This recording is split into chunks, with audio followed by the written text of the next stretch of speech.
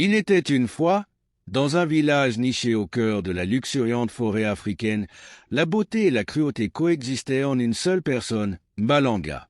Son visage captivant dissimulait un cœur aussi froid que l'ombre sous les arbres ancestraux. Elle avait hérité de ses beaux enfants, Tano et Lika, après la mort de leur père, un homme bon qui les avait aimés tendrement. Mais pour Mbalanga, leur présence était un fardeau.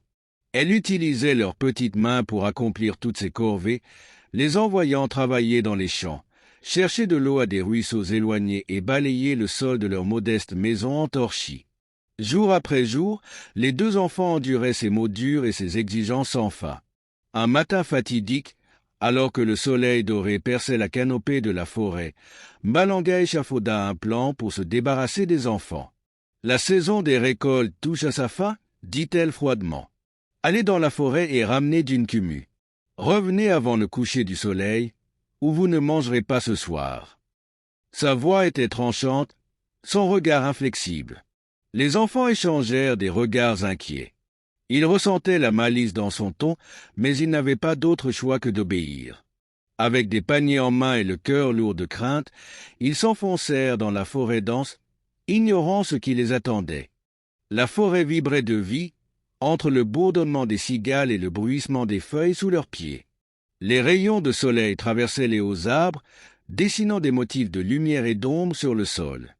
Tano ouvrait la marche, serrant son panier contre lui, tandis que Lika le suivait de près, ses petites mains tremblantes. Alors qu'il cherchait les précieuses feuilles de Nkumu, une vieille femme apparut devant eux. Elle semblait surgir de nulle part, aussi discrète qu'un murmure. Elle était petite, courbée par l'âge, et s'appuyait sur un bâton en ébène. Son visage, marqué par les rides de nombreuses années, rayonnait de bienveillance. « Où allez-vous, mes enfants ?» demanda-t-elle d'une voix douce mais imposante. Tano hésita avant de répondre. « Nous allons ramasser d'une Kumu pour notre belle-mère. Si nous revenons les mains vides, elle nous punira. » Les yeux de la vieille femme brillèrent de compréhension. Elle se pencha, baissant la voix comme pour confier un secret. « Écoutez-moi bien. Le Nkumu que vous cherchez n'est pas ordinaire. Certaines feuilles sont bénies, mais d'autres sont maudites. Les feuilles maudites révèlent la véritable nature de ceux qui les mangent. Choisissez avec soin. » Tano et Lika hochèrent la tête solennellement, la gratitude illuminant leurs yeux. La vieille femme disparut aussi soudainement qu'elle était apparue, laissant derrière elle une aura de mystère. Avec une détermination renouvelée, les deux enfants cueillirent les feuilles, les choisissant avec précaution, comme elle le leur avait conseillé. Le soleil se couchait à l'horizon lorsque Tano et Lika revinrent au village. Mbalanga, son impatience à bout, leur arracha les paniers des mains sans un mot.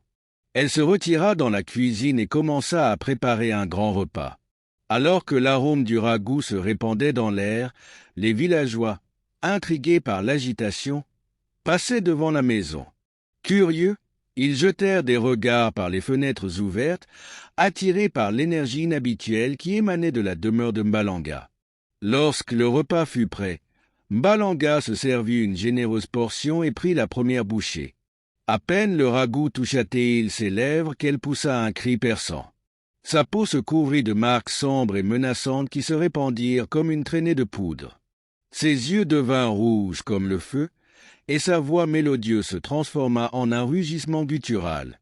Les villageois, témoins de la scène, restèrent figés de stupeur alors que le Nkumu révélait la noirceur qu'elle avait abritée en elle. Horrifié par son propre reflet dans un récipient d'eau, Mbalanga recula, son corps vacillant comme une ombre sous la lumière de la lune. Dans un dernier hurlement désespéré, elle s'enfuit dans la forêt, où les ombres la consumèrent entièrement.